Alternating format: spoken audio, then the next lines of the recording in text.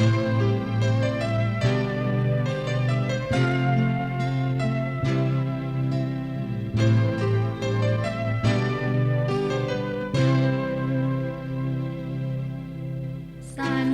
Monday, Tuesday, Wednesday, Thursday, Friday, Saturday.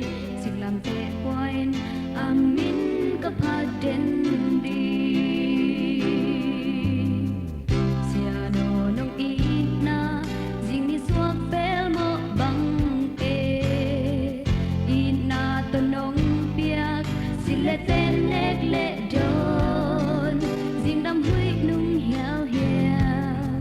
Hinaram tui nong luang, kaka sunga hong hoi hong nuang, hong sa tàu pa pha trên ning, sing làm te poin, anung ka zui den đi. Kaka sunga hong hoi hong nuang, hong sa tàu pa pha trên ning, sing làm te poin, amin ka pha den đi.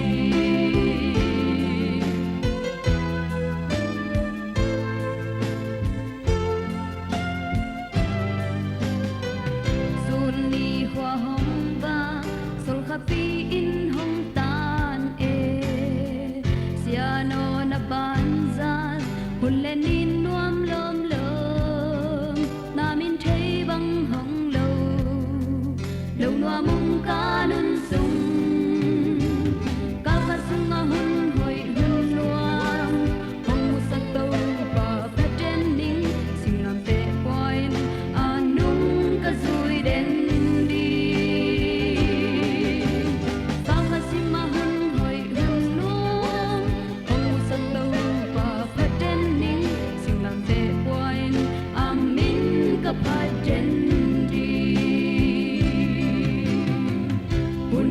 ni hong xua ding lên vai nong hôm xa